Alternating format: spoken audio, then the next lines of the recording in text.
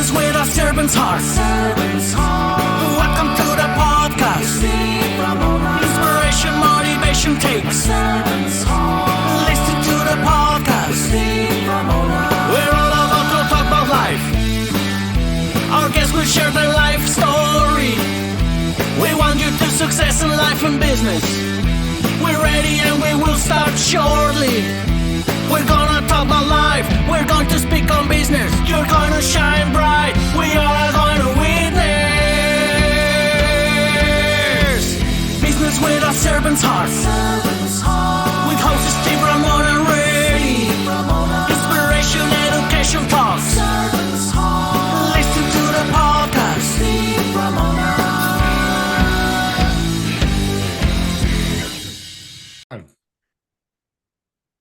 Welcome, everyone, to Doing Business with a Servant's Heart podcast.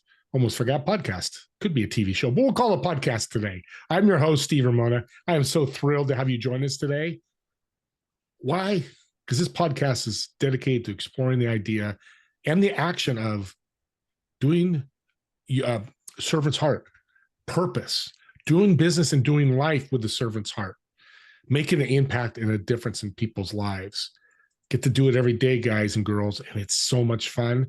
And my guests are here to motivate you, inspire you, and educate you how they do the same thing, how they've overcome an obstacle maybe, or how they just go out and try to serve others. Because I guarantee you, when you serve, you will grow. How much? I don't know that. Only one man knows that. But if you can grow every day, it's magical. And I want to thank our sponsor today, Pantheon Alliance. Join a community of high-income entrepreneurs and business leaders to create this world-changing thought leader platform to help grow your business and be part of this platform to help others and make an impact. For more information on Pantheon, just reach out to me anytime and I'll get you all that information. With that being said, impact and difference. Philosophy. Not good at it. I'm actually a Stoic. I don't know if Chris knows this, our guest, but I read the Daily Stoic every day. It's been a game changer the last 2 years for me. That's some of philosophy. He's going to dive in a little bit deeper, but how it could really affect your life, because it can in so many ways. Chris Sigmund, welcome to the show. Thank you so much, Steve, for having me.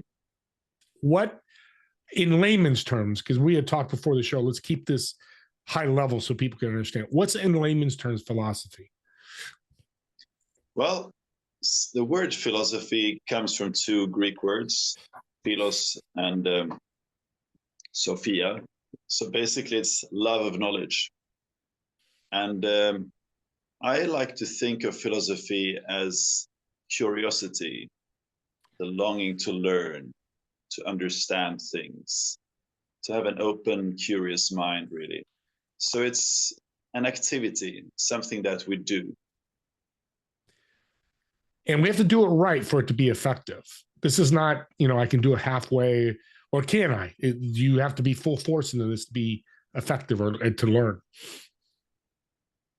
Wow. I think with life in general, the more we invest, the more we get out of it. And so one part of philosophy, which nowadays is usually called psychology, is the investigation into who am I, the inner world. And the deeper we go into that, the more we will learn about ourselves. Yeah, and that's the self-awareness is you can't serve, you can't be a servant's heart unless you have self-awareness. And like I said in the beginning, serve yourself first. How much, and this is a question I've been thinking about all morning because I was excited to have this show. Philosophy changed over the last 20 and 30 years because tech has changed, vehicles have changed, life has changed a lot. How much has philosophy changed, or at all? I think a lot of the philosophy that we tend to refer to philosophy like the old Greek philosophers have been around for millennia.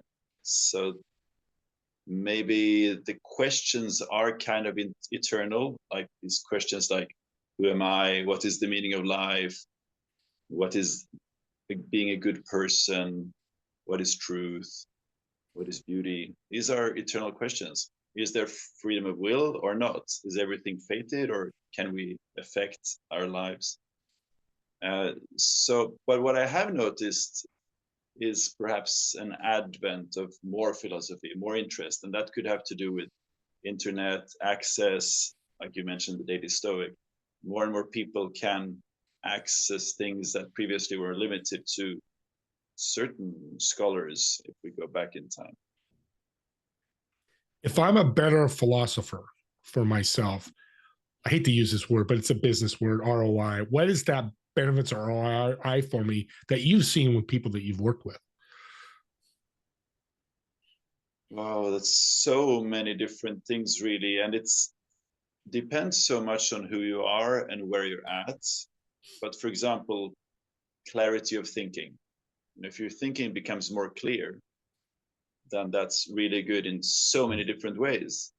If you're confused, well, that's not as good as if you're clear clear thinking. So that's one example. Another is if you're ethically grounded, like you know your values and you live them and you practice them, as opposed to just sort of going for the easy things. If you're more grounded, you'll probably be more trusted by people. You'll probably trust yourself more, and that in turn will lead to much more solid foundations. So those are just two examples. I mean, most companies today talk about the values, mission, vision, etc. I think it's about really living that personally and then bring it to the world. I think that resonates. I love that you said living it. Now I'm getting to understand this because I knew you'd teach me because you're such a great teacher. It's more of not just a skill set of getting up early every morning to, catch the worm, as they say. That's a skill set that'll get you more. You're living philosophy, so your habits are more than just done. They're part of you. They ooze out of you. They live through you. Is that correct? Am I saying it correctly? Very much so.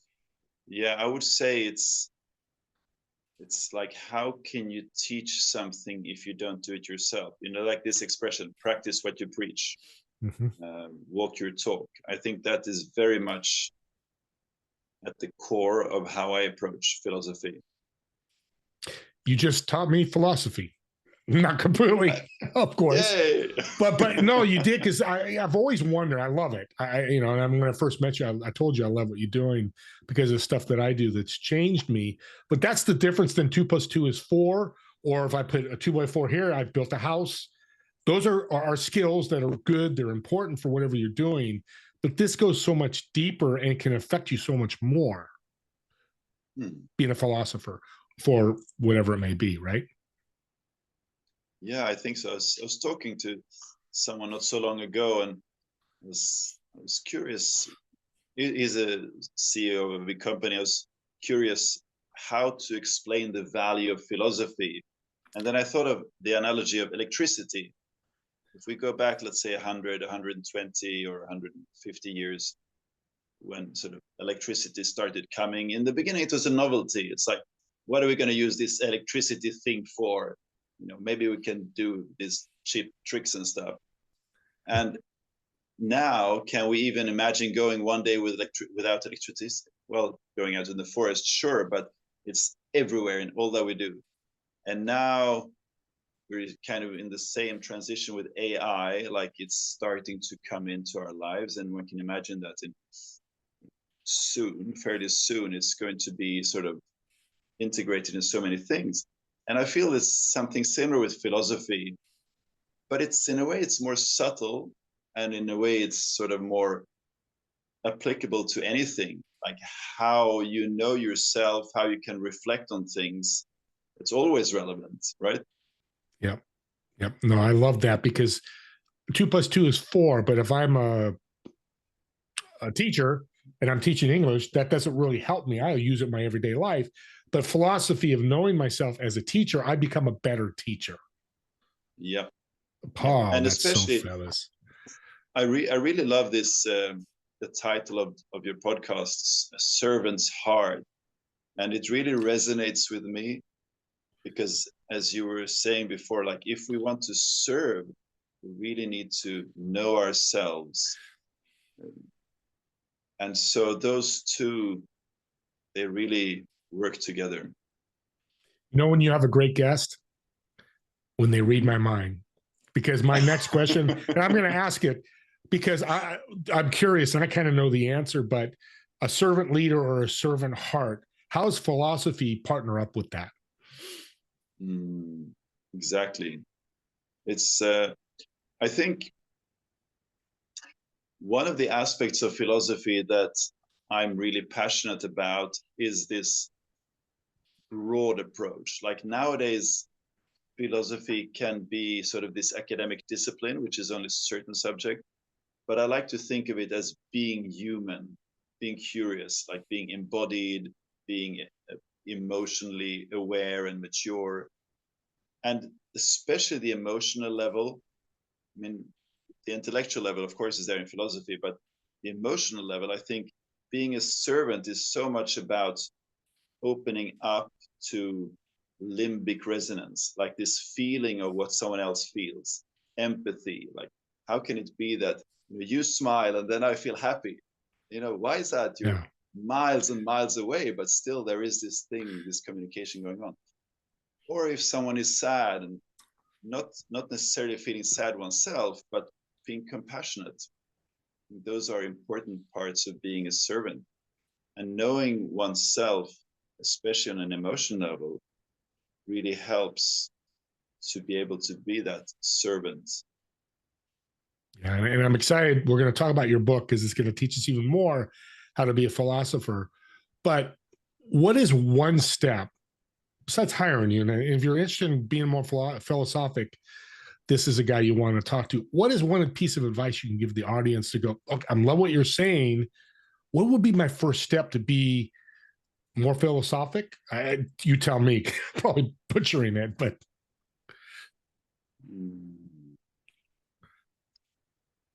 Well, I would say when you get a question, take a few moments, breathe, and then respond.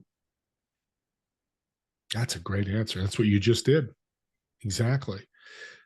Yeah, we do in this world. We're such a microwave world. We want to speak fast and I gotta get it out before, it's not being stoic. And I mean, I've still with a few this week and like, wow, oh, okay. I used to be that way. So audience, I'm going to be very transparent. I was that way. I've now followed some of what Chris is, and he actually, when I first met him, taught me some of this stuff. Let's talk about the book, The Way of PHI, but is it The Way of Phi? How do you say it? Yeah, The Way of Phi. It's there it is. Yeah, Phi is this Greek letter which is in the cover with a circle and a vertical line. And so there are different ways to pronounce it. Classical Greek pronunciation could be P or Phi, but Phi is typically the English pronunciation. And I really like this symbol. It sort of came to me because really what it's about is the coming together of the circular and the linear. So let me explain a little bit what I mean. Circular is being, and the linear is doing. Circular is typically what we call feminine qualities, holding, nourishing, caring. And the linear are masculine qualities, setting goals, going for what we want. Also, the linear are things that we can measure, money, time, or rather time that we measure with a clock. So a lot of what we value in the world today is the linear, what we can measure, how much money we can make. If we can't measure it, it's like, is it even real? That's kind of like the mentality. But the thing is that the circular is such an important part of life. The things that we cannot measure, for example, love, friendship, self-knowledge. There's so many things that we can't really measure in any meaningful way, and they're still very important.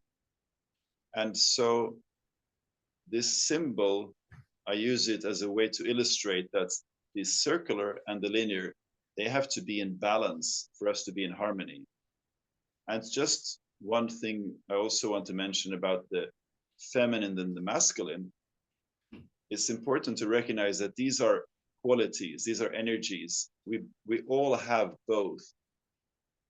In essence, we are all constructed of a mother and a father. So in our very selves, we have both the feminine and the masculine. But in the external biological sense, we are men, others are women. And so the other, the polar opposite, is an inner quality. It's what Carl Jung, the Swiss psychologist, talks about as the anima or the animus. That's because I love that you said that's why you're on the show. The servant heart, being a servant, there's no ROI, there's no scoreboard there. You can't measure that because you don't know how, when, or where it's going to come. So that you're being and my action of serving you is the linear. Am I reading this correctly? And correct me, because I'm just a host here. I'm learning as I go. Yeah, that's kind of what I'm feeling is. Please elaborate a little bit more, Steve. So when I talk to people, they go, well, I can't serve. I've got bills to pay. And, you know, how am I going to make money when I serve? When to me, it's my whole being. When I meet people, I want to serve them and bring them value. My action is, hey, I'm going to bring you value, or I want to bring you value, but I don't do anything. Have I really served you? But if I go, hey, Chris, like I did with you, here's a couple introductions that I think are valuable to you that could help you grow. That would be the action. And my heart of wanting to serve you would be my circle or the being. Yeah, I like it. Great. Because you just taught me something else. And I'm humble, trained. I got to learn. I'm 63. I'm still learning. Because that helps me when I talk to people. Because the being part is so hard, especially for males, as you said, but for a lot of people, because they're focused on that linear of got to make money. It's got to be measured. You know, I need to make $5,000 a month to pay my bills. If I don't, I'm in trouble. So how can I use my being to be a servant? You still can, just take that linear out of it. That linear will come. The how, when, or where won't. So this is awesome. So I get blown away with great guests like you that just teach me. It. And I'm also here to learn. I mean, we're learning together, Steve. And that's the best way to learn and be philosophical, is learn from each other. Don't know it all, or they don't know it all. I love that. So somebody that reads the book and somebody listening go, okay, I read the book. What are the benefits I'm going to get from the book? Well, I see the book as a mirror. So it's written on many different levels. And it allows the reader to see oneself from many different angles.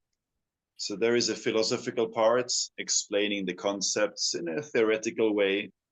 There are also quite a few song lyrics that I've written over the years, which gives a more emotional resonance to the themes which are explored. Then there are practical exercises so that you can embody what is there. There are things to reflect on, like I put it in like red boxes, dotted red boxes, like reflect on this, to really engage. And then I also included some autobiographical sections, like how I learned, how I failed, what experiences have I gone through, and more. So there are many different levels that the book is written on. It's like a holistic work in itself. But in essence, it's really about how deeply are you prepared to look and what comes back. Like when you look in the mirror, what are you going to see? Well, it depends on who looks into it and how long you're prepared to stay and look. Like, have you ever tried to stay in front of a mirror and look into your eyes for a while? Can't do it. Yeah, it's hard. Yeah, it is. But then also something shifts. Like you're there first, like for a few seconds. Okay, now that's the face. I know, I've seen it before. But if you stay there for a while, you start seeing new things. So yeah, the book is you're kind teaching. of like a mirror. Yeah, and I hear a workbook type. I can grab this book, and it's going to teach me how to be a better philosophical person for myself and others as well. Because that's the other thing, taking care of yourself, being a philosopher, have that the spirit, I call it, but your purpose and all that, but it's important how you communicate that with others and how you present that, correct? Yes. Can you please Yeah, let me give you rephrase an that? I'm not example. quite sure I Yeah. got the question. So what I'm thinking, and I could be way wrong, I've got this philosophy of a servant's heart. But if I'm out there not communicating properly or not showing that in my actions, like being transactional, trying to sell people. Wait a minute, Steve, I thought you were the servant heart. I thought you were here to serve and bring value, but all you're trying to do is sell me, because that's what I dive into a lot. Right. That's important in philosophical terms, to be able to communicate that and be that person that I want to be to others. Does that help? Definitely. Yeah, absolutely. I think there are different approaches to this. Okay. Like some people are more scholarly and talk about concepts. And it's one way of teaching, like talking about this really interesting thing, but perhaps without really embodying it. But for me, the real art of philosophy of life is to be in the center of it. Like I am in the center of my life. If I learn something, it makes sense to me, I want to practice it. And then I discover that, well, now I need to do something differently. And then I practice that. So I don't want to be a spectator in my life. I want to be the main character. I am the main character. This is what it's about. Chris, that's brilliant. Be the main character of your life. You just nailed it, because it comes from, everybody's watched a movie or a TV show. We know the main character, hero, whatever you want to call it. Why shy away from that? Be that, because that's what you want to be. And that's where we can't go deep in it, because we're running out of time here. Can't go too deep into that. But so before we end the show, I really want to know, and I think the audience does too, how do you help businesses? I know you work with CEOs and businesses with this philosophic opportunity. I'd love to answer that. But before I get into that, I just want to mention one other thing. Life is a movie. You're the superstar. Things are moving. And I'm gonna take it real far, out of the bondage, leaving the Lord of their lies into the now age. Join me for the mystery ride. I loved you before. I love you even more now. That's awesome. And it's recorded and saved. We have it for eternity. It is, yeah. So that's from my song New Life. And it's kind of to starting answering your question also. Mm-hmm. Because I think what I do, basically three things. So one is as a personal philosopher, supporting people, leaders who are prepared to get to know themselves more deeply. It could be people who have reached a lot of success in eternal sense and who are starting to see that that's not really all life is about. There's something more. Like if things would make me happy, I would be happy now, but things can't make you happy. It's like being in contact with yourself. So that's one thing, guiding people as a personal philosopher. And then I also work with organizations, and it's a kind of different level of seeing it, like how to harmonize the governance and the values and the culture of organizations so that the organization walks its talk. And then the third thing that I do is presentations, keynote presentations, breakout presentations, which is fairly new. The book came out last year and end of last year. And now I've started doing presentations, and I really love that way of communicating with the audience and bringing in music and bringing exercises into it. So we try to be holistic in all these different ways of doing it. So also when I'm working with organizations, I might play some music, or we sing together, or we dance, or to really take it to the next level. I love that. That's you're very unique and different in a great way, and it's so much fun. Let's end with a little fun question here. So I've reserved a table at a restaurant for you, a table of 4. You're going to sit obviously in one of the chairs. Who would you invite, dead or alive, to sit at the table? Why would you invite them? And what food would you order? Oh, that's a question I've never had before. Kind of philosophical question. Now that I think about it, kind of is philosophical. Kind of. Yeah, it is. Well, I mean, the first person that springs to mind is Elon Musk, because top of my mind, I was watching something with him before, and I think it would be interesting to talk to him because he's just all over the place. Yeah. But I think I could invite more than one person, right? And 2 more. Yeah, very good. 4 people at the table. So I would really love to talk to Robert Anton Wilson. Is an American author. He died maybe 15, 20 years ago. Really interesting person. He's written one of my favorite books called Prometheus Rising. It's been a major inspiration for me. I see him as a holistic philosopher as well. And then I'd like to invite Jesus Christ. What a table that would be. Musk and Jesus. I would love to be there. In a good way. I mean, it could be very interesting. And the food, I don't know, something healthy, tasty, mango, ripe mango. I really love mango. I think we would start with mango. Mango's a good meal. It could be just an appetizer, and that's all we do. That's fine, because there'll be a lot of talking going on between a philosopher, Jesus, Elon Musk, and Anton Wilson. Robert that would be a lot of philosophy. Yeah. Well, Chris, thank you so much. This has been wonderful. I've learned a lot. I know the audience has. So the people that want to reach out and connect with you, how can they do that? Thank you so much for having me, Steve. My website, ChristopherSigmund.one, is a really good place for that. And I'm also on Instagram and LinkedIn and all the social X, but especially, website is a good place to start for personal connection. LinkedIn is a good place to follow what I write and post articles.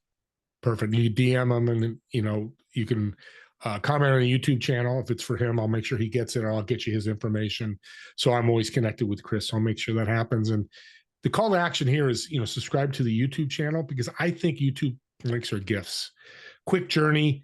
You're listening going, God, philosophy. So I love it. My friend needs to hear this. He's just struggling. Well, you could say, hey, I just met this guy, and connect him with him. And that might work. But here's the gift. You give them the link of this podcast and go, listen to Chris. Oh my God, he had these cool little tips. And I think it's somebody, and this person listens. And then they reach out to Chris, and maybe they hire Chris, or Chris gives them, a free advice, and it changes their life. Is that a gift? That's what a servant heart does. You've made an impact and change in somebody's life. Remember, impact and change doesn't have to be monumental. It can be very small, just like philosophy. It doesn't have to be very big. You don't have to buy it all at once. Take little pieces at a time, and you'll grow. And that's the whole idea in life, is to be able to grow and do more. With that being said, me and Chris want to thank you all so much for watching or listening to this podcast. We'll see you all in the next episode of Doing Business with a Servant's Heart. Have a great day, everyone.